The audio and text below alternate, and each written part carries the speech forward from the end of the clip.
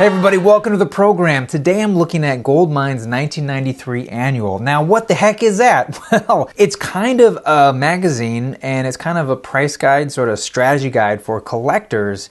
And it's put out by Goldmine Magazine. This is the second one they did, and it sort of sits between their magazine and their price guides, which I have a few here. And if you're a collector like myself, you have a bunch of these things, and these are just nice to kind of go through instead of always being on a computer or on your phone. And so anyway, they put out this thing. It's got a lot of really cool articles, and the amazing thing is a lot of these articles are still relevant today. You could literally take an article from this, change some of the dates, publish it, and people wouldn't know the difference. And I know it's 20 years isn't that long ago, but you gotta remember, vinyl was considered dead. CDs were king. Internet was barely in its infancy. Most people I knew didn't have internet, and this sort of serves as a time capsule, if you will, but it's also a testament to the enduring quality of vinyl and record collecting in general, because a lot of the information is still very applicable, especially when it comes to caring for your records, cleaning them, storing them, that sort of thing. So let's get into it. Here's an interesting article about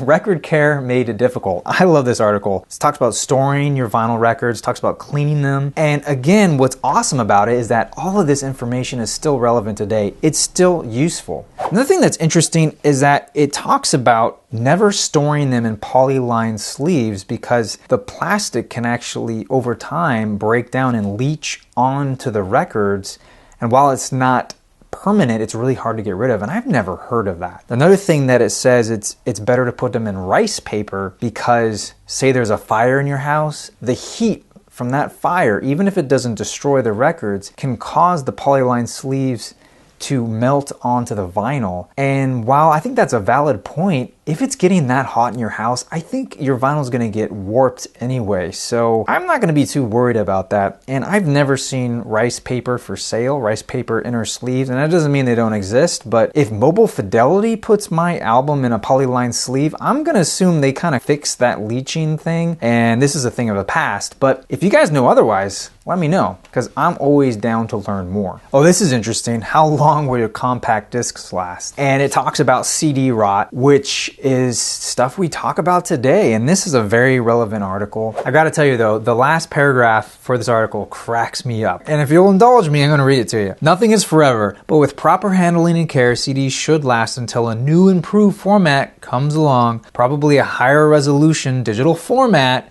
that will do away with the spinning disc. Then you can buy your Beatles albums on yet another configuration. Meanwhile, the supreme irony is that the old-fashioned vinyl LPs will probably outlast the CDs. Not much else to say about that. Moving on. Now this is an article I really like, and it's still very relevant. It's the ABCs of collecting 78s. So it kind of gives you a brief overview of the history of recorded music. It also gives you a breakdown of the various speeds, because not all 78s play at true 78. So I guess 78s, which I didn't realize, are made of Duranoid, and it's a combination of beeswax, shellac, and carbon for the color black. And what's crazy is that they're pretty much edible. If things got really worse, you could be eating your chips and dip with 78s. I don't advise it, and I'm not going to be doing it anytime soon, but it is an interesting thing, because getting on to the next part of the article, majority of 78s are pretty much valueless. There are very few 78s that are really worth a ton of money. And that's generally early rock and roll, doo-wop, blues, country, and occasionally jazz. Moving on, we have the return of the 8-track tape. This is funny. This article goes on about how the 8-track tape is coming back, and honestly, it's still around. They are still collectible. Go to eBay, you'll be surprised how much certain albums go for, especially punk albums. And then we have this interesting article about buying and selling vinyl records, CDs, music memorabilia through the mail, which is interesting because the article goes on to say like there's no money in used LPs unless they're in mint or near mint condition. Even though it doesn't say this, so many people at this time, early 90s, were just dumping their vinyl collection and buying CDs because everybody thought this was the new big thing. And so there was a point in time when you could buy a lot of really good, sometimes rare, sometimes valuable records for next to nothing because the market wasn't there, the demand wasn't there, and this article, in so many words, is alluding to that. Then we have vinyl sales strong in 1992. The interesting thing about this, other than CDs were really hot at this time, is that down here at the very end, I like what they have to say is that for new collectors, don't just jump into buying up rare collectible things thinking they'll rise in value. Buy stuff you actually really like, because some stuff may not rise in value, but in the end, you still have something that you really like. That's a great idea to glean from this, because it's very applicable today, and it's something that us collectors need to be reminded of from time to time, because we can get so caught up in all the various releases that sometimes we forget that, hey, it's about the music and we should enjoy the music whatever format it's on.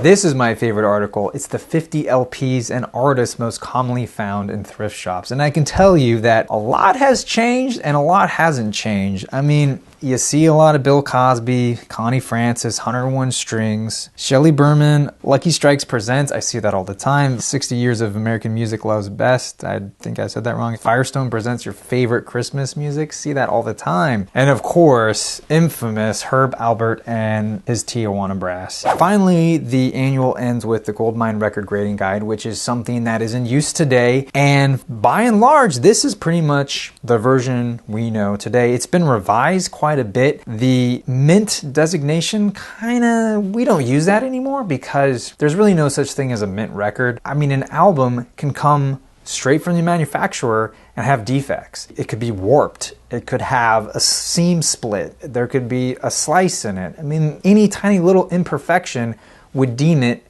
less than mint or near mint. So for the most part, and the prices that you see in price guides, the highest price is generally for a record in near mint, unless it's super rare. Like there's only one or two in the world, then anything goes. Thank you so much for watching. I hope you enjoyed checking out this annual. I had a lot of fun sharing it. I think it's really cool. I dig this stuff. I dig history. I really like looking at how things have changed, and in this example, how things haven't changed over the years. Also, let me know what you think of it. I have a couple other things. Maybe I'll do more of these. Let me know what you guys think. Until next time, I'm your Vinyl Geek, and I'll catch you on the flip side.